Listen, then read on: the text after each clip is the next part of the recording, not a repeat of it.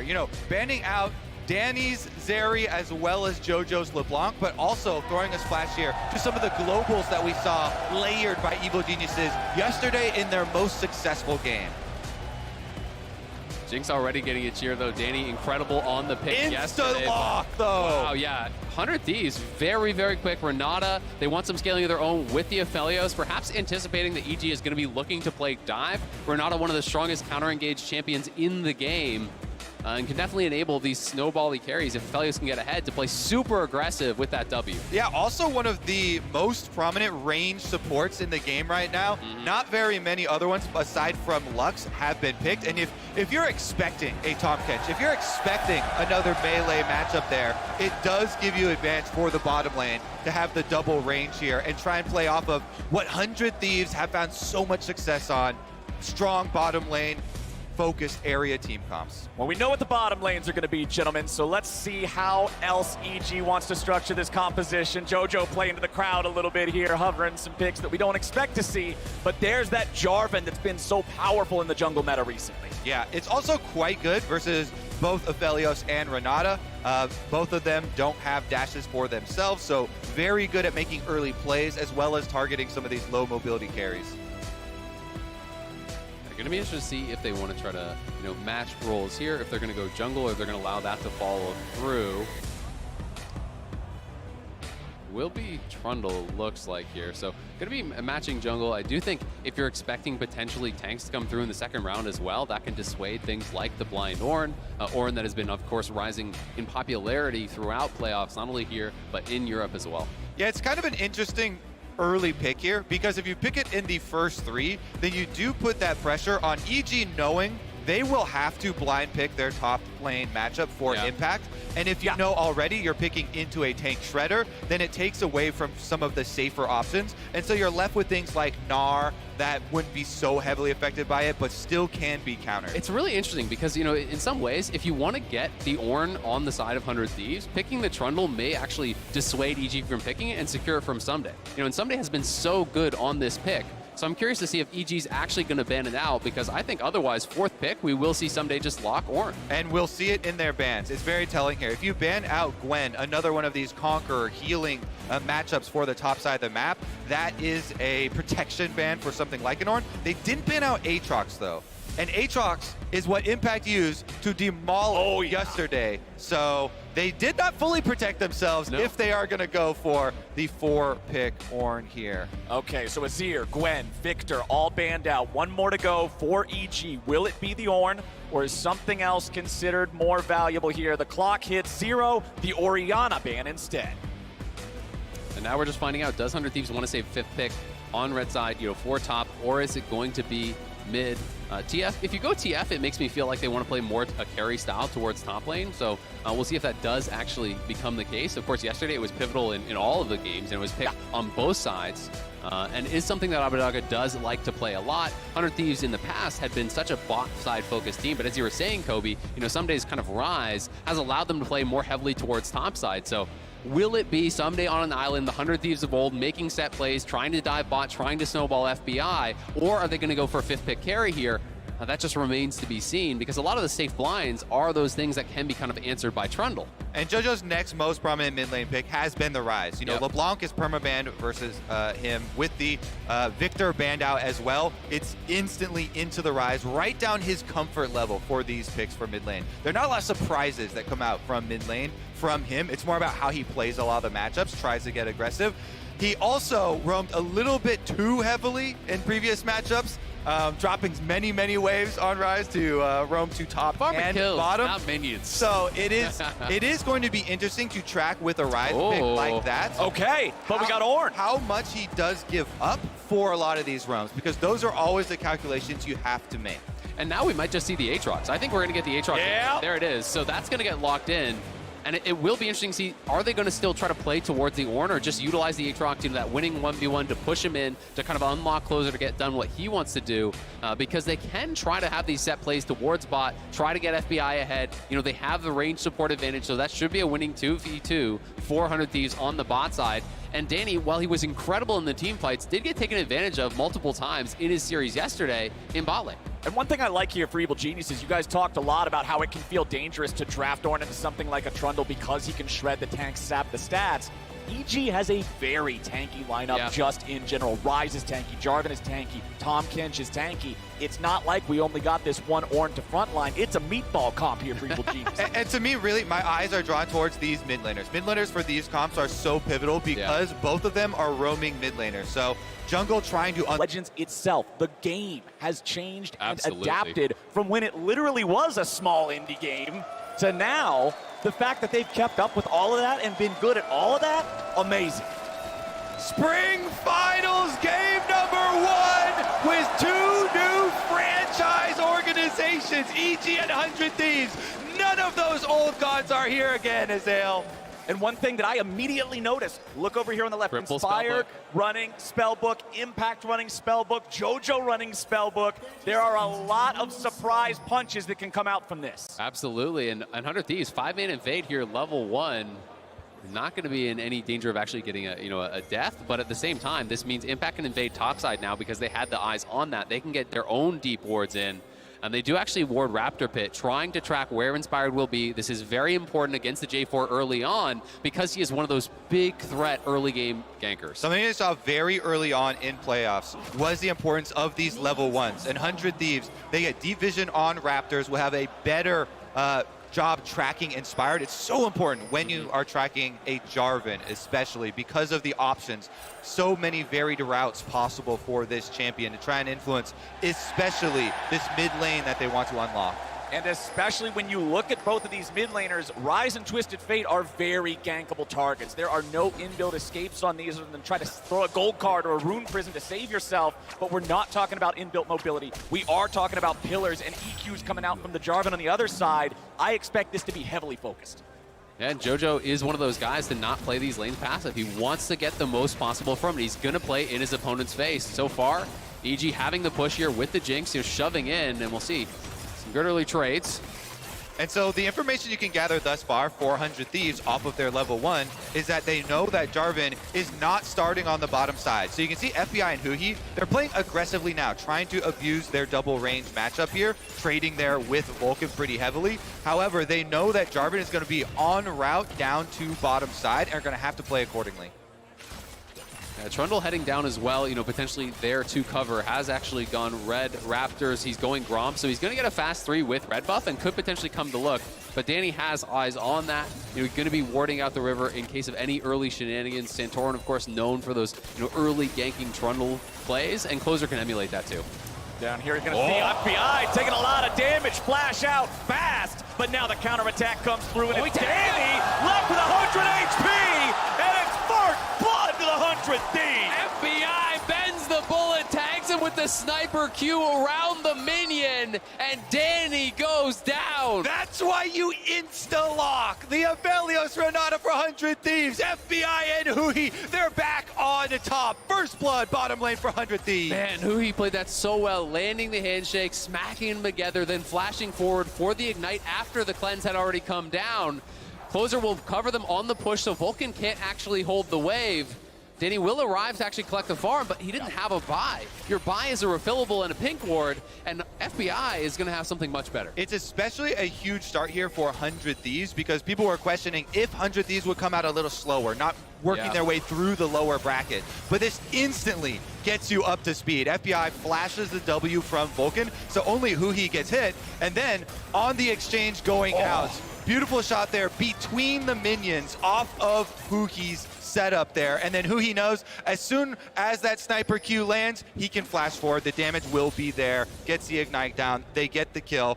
Only thing you can take away from it is that, of course, then the damage in the end goes over from Huhi, and he's the one who gets the actual lion's share of the first blood money. Hey, if that's your biggest problem, you got some first world problems. 100 Thieves starting off good here at 4 minutes, but now we've already got the play and both sides are getting involved. Abadaga's gonna be taken low, but the counterattack comes out and it's JoJo killed first. 100 Thieves are up 2-0. This Renata from Huhi, again, the counter engage from Renata on display. Every chance he gets, bottom lane 2v2, boom, first blood, and then counter gank in mid lane. Both supports are thinking the same thing. Both supports are on that window, that timer for mid, and they collide. Again, 100 Thieves coming out on top. And Hui's playing it out so well. I mean, as soon as he puts the W on Abadaga, you can no longer try to burst this guy down. He's just going to come right back up. But he lands the handshake once more, smacking him together for the stun. This Renata so effective in these early minutes already. We already need to praise 100 Thieves for what they were able to learn after just watching Evil Geniuses and preparing a plan for what they expect to see here. Lots of hard engage, lots of melee champions, and they've been able to so far execute on their game plan. 5 minutes in, 1.3 thousand FTX gold advantage is nothing to scoff at. 100 Thieves are loving this early game so far. They are responding well to that EG aggro, that early aggressive type of laning these guys like to play. 100 Thieves seem to have it figured out. Closer's hanging around here in the bottom side now. Flies over, should have just barely been seen by the edge of that ward, so he won't get the drop on him. A flying trundle's been sighted, my friend. Flying trundle through the brush. Well done there for EG bottom lane. But of course, they also, off of that play, do have the flash advantages. So 100 Thieves know and Closer knows he's going to have to do some defensive work around bottom side. That's why he goes for the pass around bottom. He knows that his bottom lane, as they're pushing out, will be a bit vulnerable, even though they got the early kills. EG has done a good job, though, with this warding in the river. You know, multiple wards there, tracking Closer, moving back and forth. But with the push, they're just going to start up Dragon here. And I don't think EG will look to contest. They do have mid shove and J4 is in the area, so we'll see if they want to move over and try to get something done. They have to know that this is going on right now, and 4 members strong moving that way. They've got mid push. 100 Thieves still on the Drake, still looking to commit, but over the wall, Inspired's ready to go. It will be secured by Closer and 100 Thieves, but FBI's already going to be taken very low, and he won't be able to be saved. Closer now about to drop. Evil Geniuses punish the play as the Orn horn sounds and Abadaga flashes away, but you can't say the same for Huhi. That's a 3-kill play for EG. In true Danny fashion, are you kidding me? He gives up first blood, but then collects the kills on Jinx. Getting both those kills and impact. Early TP to bot side. There's no way 100 Thieves expected that. This is not Unleashed TP. It's 6 minutes in. He PPs defensively to their tower and is still able to get involved. I will say that then, during this replay, we expect Aatrox to get a turret play on top side and push in those minions since the teleport was used. But first things first, Smite secure on the Dragon. Closer does get it. But EG with such a good flank around the back, Azale. And FBI didn't have sums from the previous play, so he gets taken out almost immediately, and then Impact arrives on the teleport, forces the flash from Abadaga, CC's up Huhi, and you can tell they're giving it to Danny. They know this is the guy you need to get fed. He just got paid. He's now ahead of FBI here.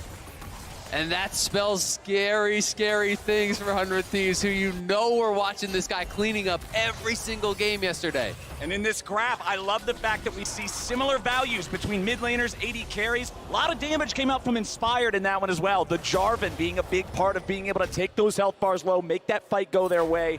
That gold lead, Kobe, that you mentioned, man, 5 minutes, 1,500, that feels pretty good. Well, it feels pretty bad when it disappears like a magic trick. And especially the thing is where exactly the gold goes, because it was basically funneled onto Danny. He is at the top of the FTX gold graph on your left in the screen here, and we just saw yesterday the things that this kid can do on this champion. FTX total gold on the left side of your screen right now. It's Danny topping the charts, exactly how EG wants it to be on this hyper carry marksman in bottom lane. With Abadaga missing from mid, though, they have no more wards in the river, so EG has to retreat because they don't know if a 4-man dive is coming. They're going to have to wait until they see TF and try to reestablish vision in that bot side river with Inspired to protect their 2v2. Because for now, they're just giving up camps, they're giving up farm, they're gonna wait for Inspired to actually move down here to protect any potential dive. Yeah, what they have to get to is a next safety threshold, which is Vulcan's level 6 for Tahm Kench to be able to protect against the second Twisted Fate ultimate. Abadaga's cooldown now comes up, but Jojo Pyun's Realm Warp will also shortly follow that cooldown, so he should be looking at getting mid push first. What we'll see is a lot of investment of resources of extra champions roaming towards mid lane to help push these mid laners out first so that you can get the initiative. You can get the first move in creating the play for your team. And it'll be interesting to see if EG want to go for this Herald here early, because they've committed a lot of wards towards that top side. They had 3 control wards on that top side river, 1 just getting cleared out, I believe, there by Someday. But a lot of vision up there. Both teams seem like they want to be heading over. 100 Thieves have the faster reset, though, and they're going to be out on the map starting this up already. But it looks like EG sending their bot lane there too. And you can see it from the support timers there. Huhi now in mid lane trying to get level 6. He absorbs level 6 experience off of that wave. He's going to have the advantage here. Okay, 100 Thieves have it started up. The eyeball is ready to be hit, but they're not hitting it just yet. Okay, that one's gonna get proc now. Eyeball will not show again. It's low enough HP, that's not gonna pop up. Super Mega Death Rocket thrown out into the mix, and now the Twisted Fate ulti's gonna be coming in. Jojo taking the Realm Warp, looking to find his way into the other side, but the burst comes out. He's gonna be taken low, but he's not gone yet. Closer flashes away. Someday kills Jojo. 100 Thieves have found the mid laner and haven't lost a man just yet, but FBI finally falls to Impact. The Impact's dead now with a double kill back over to Someday. Inspire jumps in and Closer's under pressure. 100 Thieves getting themselves away. Got no Danny flash. still looking to make the moves. The Rockets onto Abadaga. They just want to give the kill over to Danny. Oh, just playing with them. Like shooting fish in a barrel there for Danny. He outranges the gold card for so long. Weaving in these Rockets. EG again funneling more money into their pentakill AD carry. And they're going to get the push on top here. Going to be at least able to pick up all of this wave before they reset. Danny getting very, very strong. Will for sure have his Mythic on base. And you can see Pink's over onto this Dragon. 100 Thieves want to try to reset and go towards this next. It is very worth mentioning, though, that Aatrox can be a mid-game carry. Someday collected 2 kills here. So watch the Aatrox, watch Someday from the 100 Thieves side, because they also get 2 extra kills for themselves. The smite goes down, they get the Rift Herald, FBI is able to claim it, the ultimate comes through and they zone him out, and Jojo takes the initiative, goes right in, gets the zone just to buy a little bit of time, but Someday immediately flashes him, gets that kill, and chases him down. And Someday flashing forward there actually was so critical because there were so many low health bars on 100 Thieves, and that actually zoned Danny out. It forced the usage of Vulcan's ult defensively there, pushed him back, and does end up saving at least a couple of them as Closer and Huhi are able to get away on really low health bars. So even though this money for EG goes in the correct place, they get the money onto Danny, 100 Thieves got the majority out of it because they also got Rift Herald. Yep. 2-for-2 trade, and Rift Herald is in the hands of FBI, the Aphelios. So bottom lane Rift Herald play can come through, more turret plate money for him. Exactly. Normally you see these Heralds in the hands of a jungler. AD carry's not going to be roaming around the map as much. We would expect to see this squad try to play around that. Second Drake of the game now alive, and it's Evil Geniuses starting this one up first. 100 Thieves in the area, though. Both teleports are online, but it looks like Impact is the one cheating down. I think 100 Thieves are just going to give this up, try to trade for some gold on the top side with Someday having the push. It's worth noting that Trundle is going a less common build. You know, we mostly see Divine Sunderer in pro play, but he is going Iceborne here, full-on tank, you know, knowing that it's just going to be more about, you know, being that frontliner for the team. You go build tank, you ult the Ornn, and you try to be that true frontline. And it's trying to peel is what it is, creating those slow feels for FBI. They know FBI is the win condition for 100 Thieves. He is the one that is going to push them across the finish line. He has to peel for FBI. If that Aphelios can stay auto-attacking for 100 Thieves, they can win. Someday is going to do his best here towards the mid stages, this fed Aatrox, but they know FBI, he's the DPS for later. And that's the story for both of the teams with these AD carries, but now they got to be a little bit careful. Vulcan keeping Danny nice and safe there. Yes, the Berserk hits, but when there's nothing for him to go after, it won't lock him down. Nice attempt, though, from who he uses the handshake, pulls Danny into the tower as the minions are getting cleared out, right into the Berserk. It was good timing, though, from Vulcan. You know, if he's a little bit slow on that, doesn't get the Devourer before it hits him, could have been in trouble. Closer now, wrapping around, looking for the dive. Closer is hungry for this one, and he's bringing everybody to dinner. Abadaga shows up for the gold card over the wall, but Impact just swag walks out of it. Did you see that? The fastest Ornn I've ever seen!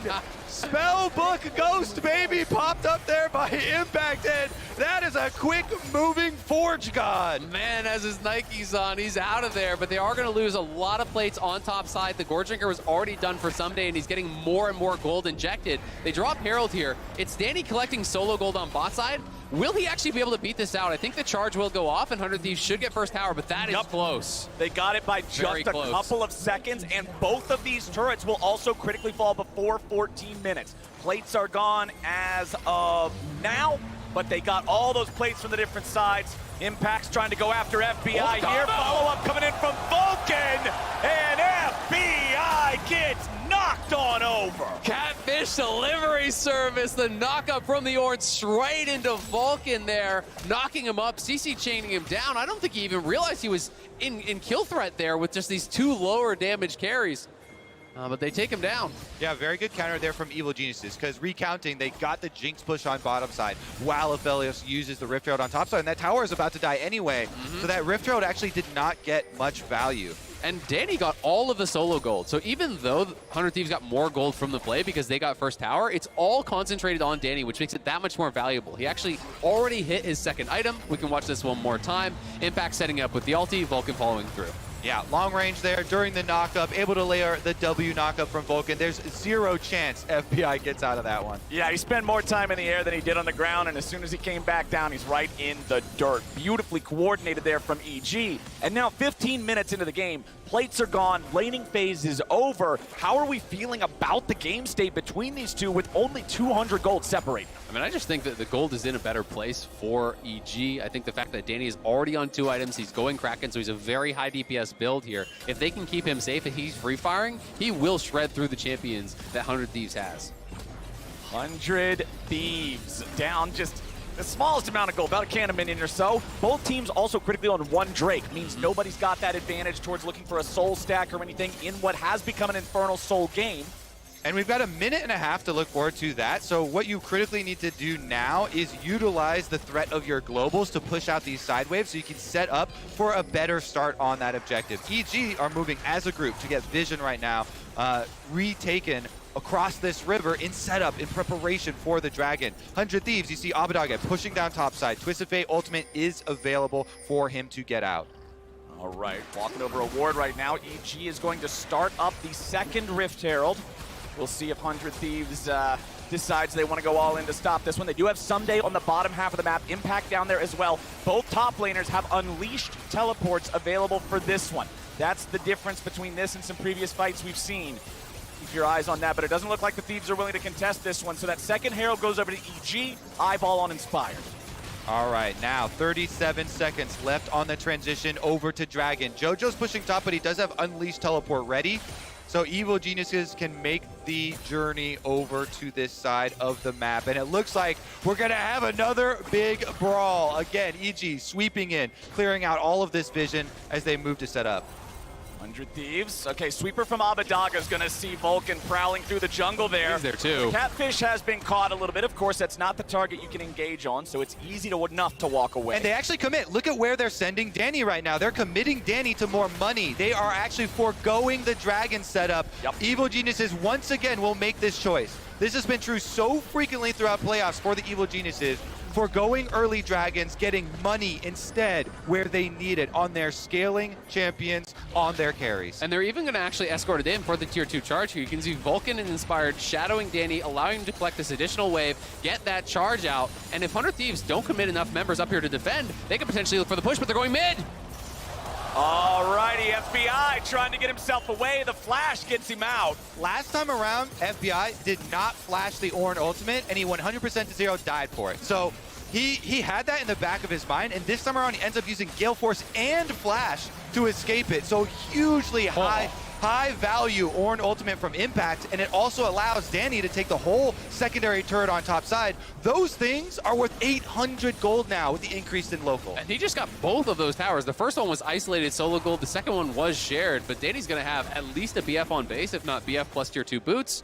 He is going to be very quickly on 3 items. And that weighs so much more heavily on the state of the game than this Infernal Drake does. Yes, it will go over to the Thieves, but this Jinx is quickly becoming the main character of Game 1. Okay, boys, I'm hearing a lot of Arcane talk right now, but let me remind you of Someday's status. Okay. Someday on 100 Thieves. Best split he has ever had. Hard carry for this team on Aatrox. Huge lead for him through the mid game.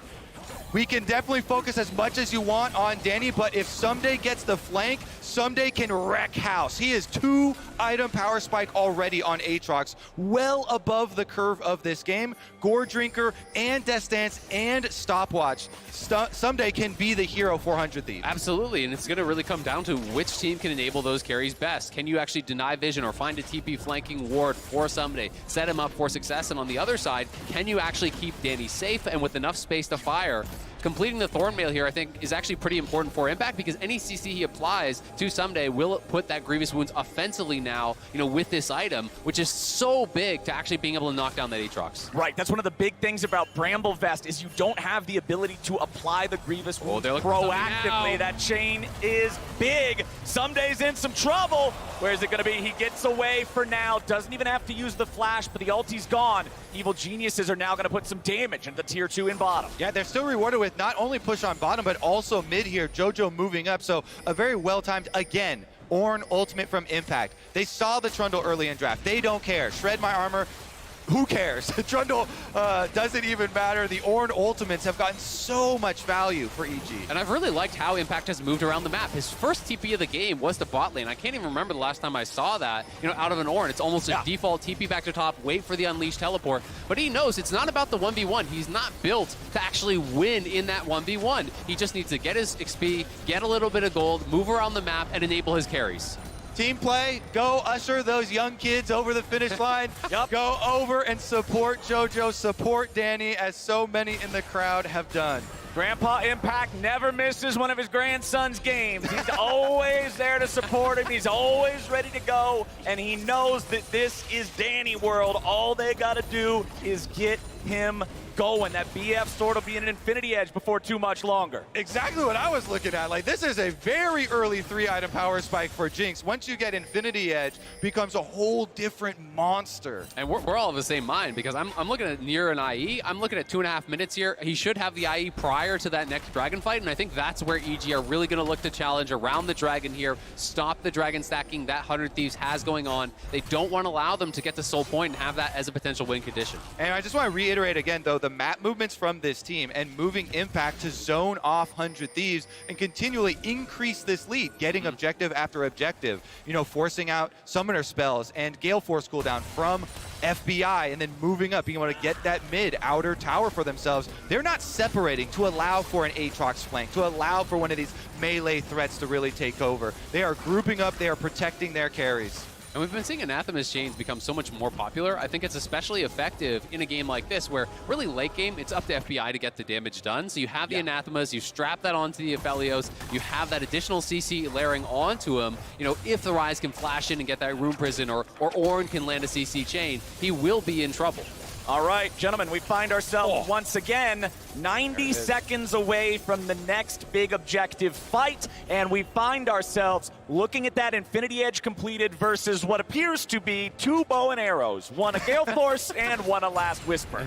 One of these things is not like the other. Yeah, an item and a half ahead right now for Danny.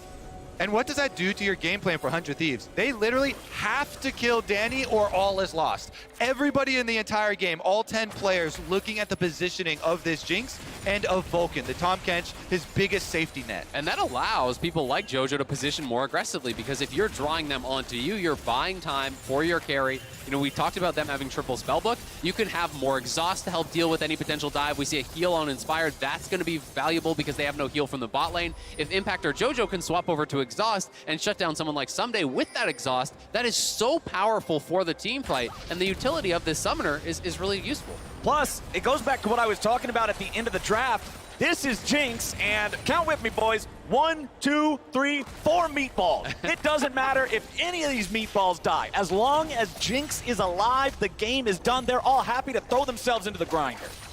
And a Fortitude Elixir. Even to further your point, it's tank build Rise with the tank Elixir. He doesn't even go for the true damage sorcery Elixir. So JoJo is of the same mind. Everybody on this team is aligned. They're going to get this dragon. They've got control of the map. And 100 Thieves would really, really be in error if they went to contest this with no vision. Yeah, they didn't have the setup. I like the ult from Danny earlier. Actually, just delaying the recall from FBI. Makes his reset a little bit late there. He does complete his second item, so that is critical.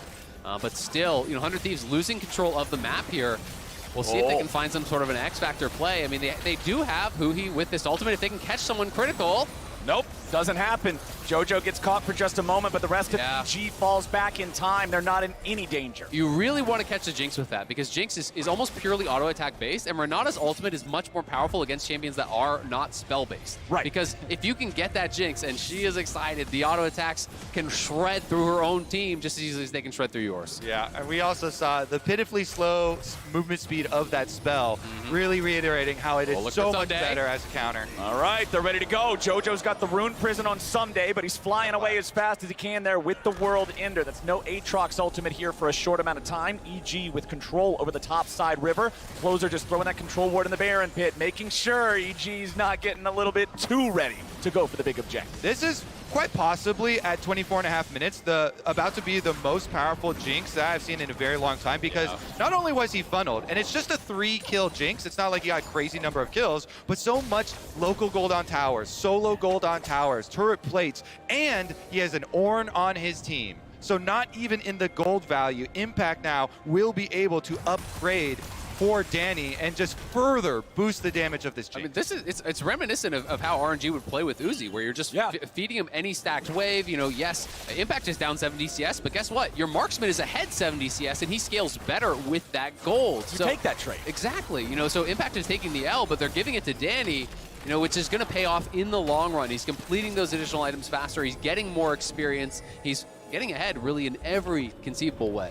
And that's what 100 Thieves have to figure out some way to get around, because we're just going to keep going forward with EG playing like this. We're just going to keep going forward with Secret Service detail for the Jinx and everybody making sure he's in the right spot. And after yesterday, boys, I don't think there's any doubt in anyone's mind that this kid can carry it. A cool thing that has happened because of the run that EG have had throughout playoffs is that nobody gives up on Evil Geniuses when they get behind anymore in the early game.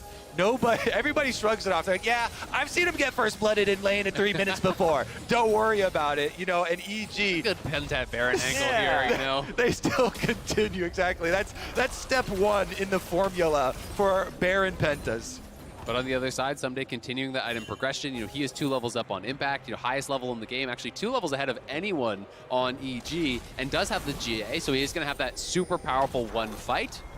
It's just going to be the question of when 100 Thieves do pull the trigger. So what they need to do for 100 Thieves is aggressively push out the side lane so they can Twisted Fate ultimate on somebody. If they do not do that, there's not really going to be a way that they can easily win a 5-on-5. Because of the power of Danny right now, he's actually so well protected in addition to how much damage he can put out, because not only does he have a lot of tanks on his team for the resistances, but they all have CC to be able to peel for him and create space for him. So 100 Thieves need to utilize the map to their advantage. And we're getting to the point here soon. I'm expecting that next cape in Danny's inventory to turn into an LDR. That means he'll be able to punch through some of this armor. Guardian Angel, Death's Dance, all of this stuff is not going to matter nearly as much. And then I don't understand how they're ever going to be able to get through this in a 5v5. They must take an unfair fight. It has to be in the setup for 100. Yeah, it has to be some sort of a flank. You know, if you were to win in the 5v5, you know, get a flanking angle here from Someday. Abadaga TP's in on top. You know, you find that sort of a play where you can stun him and burst him down. But Vulcan has to be separated for that to really work, because you have that get out of jail free card. So it's very difficult. But thus far, it's 100 Thieves focusing more now towards that Baron side of the map. They were dominating vision there. You can see EG was a little bit worried about a potential Baron rush. Danny scouted that out with his ult, and then EG move in force to retake vision. I will say one nice thing for 100 Thieves is that they didn't have to fight, as we see the first Twisted Fate ultimate just for vision. They did not have to fight on that monumental AD carry item difference. And we are quickly approaching the point where FBI will also get his Infinity Edge. So while Danny will still be ahead, the breakpoints in the game, in the itemization, are really what matters. And once FBI gets looking for JoJo's going. Oh, Someday with the dash over the wall, but now a different fight has already started. Danny grabbing the auto attacks. The range of the rockets has found closer, and the super mega death rocket claims his life. There's the Impact over on the FBI. He's trying to get away, but he cannot do it. Renata ult is too little, too late, and it's 3-0 EG. EG get the tier 2. They could go straight to Baron here if they want. They could even probably take both. They're sending Rise to Dragon. The rest go to Baron here. EG are running away with it now. They can take whatever they want. They will actually take all of the above. yes for them. Ward down on bottom side. JoJo just leaves the control by Dragon, goes for the minions. They clean up this Baron. No chance at a steal for 100 Thieves. Somebody is trying to head off and head to the Dragon, so the one Kernel maybe for 100 Thieves, but they also do not have Smite there. Closer is now leaving base. Looks like, okay, we're going to see JoJo go ahead and head back. Someday does not want to risk starting up the Dragon himself. They have out on a backup. The 100 Thieves have no deep vision, so they don't know that they could try and rush something here. So TP does come in. Closer, you can see him on the map heading over to the Dragon, and both Smites will be here. One critical thing, no summoners on Danny. This may be the last chance potentially for 100 Thieves to try to take this guy down if you can punish that. Someday's looking for a flanking angle and does have his GA. Let's see how it plays out. TP coming in. Danny firing off the Super Mega Death Target. It's going to be stolen from the LEC MVP as they make their entry. JoJo's got the lockdown on Abadaga, but he will be able to get away. Someday's coming in from behind, but EG can only go forward. Knock, knock, FBI. It's Danny. Double kill to start off the fight, and he ain't done yet. Inspired chases Huhi as Abadaga tries to get away. Someday might be a raid boss, but EG's ready to go mythic. Abadaga tries to run. Inspired just flexes on him, and EG just won the game. You can run, you can hide, but Danny is coming for you. EG marching down mid. They're going to take game number 1. Realm Warp the same time, get right up to the turrets, and game 1 is already but a memory. Evil geniuses are not here to mess around. What a game from EG here, and now 100 Thieves, I think, have got to be thinking about mixing things up. I feel like one of their biggest strengths is Closer's aggression, and putting him on the trundle felt like it did hamstring what he could get done in that early game. When I think back to their title last year, when I think back to the earlier games that they've had in this playoff run, it's often Closer having incredible success throughout the early game, making trips up there constantly towards that top lane. And I think you give up a lot by going for the trundle. Even if it's good for your comp, it's maybe not good for Closer. Also, this is as much counter in draft as we've seen put into countering Ornn. A trundle ultimate and an Aatrox lane matchup counter. And yet still, it really did not even leave a mark. Impact did not care. He was still such a high-value player for this team. Every Ornn ultimate, getting summoner spells out of the AD carry, or outright killing the AD carry, getting them objectives. So that attempt at the counter in draft did not work out in execution, and it has to be changed as well. It's the Impact X factor. The dude doesn't need to be the hero. He doesn't have to have top billing. He can play Grandpa Ornn coming down to see his kids in bottom lane with a not unleashed teleport. It doesn't matter. This guy always steps up in the biggest moment. And I love that he's even building for that, right? Like, his third item is Knight's Vow. It's just about Danny. He knows the game is not about him. He does not have to win in the 1v1. He just has to protect towers, clear out some waves, and move to his team, create space for his carry. The whole team from EG had such a cohesive plan. Even though Danny dies early, it just doesn't matter because they put all of their effort from all 5 members into funneling gold into him, putting him ahead, because they know in team fights, he is just on another level. My friend, everyone in the LCS, everyone in this stadium knows that the game is about Danny. Both teams, they're all focused on him.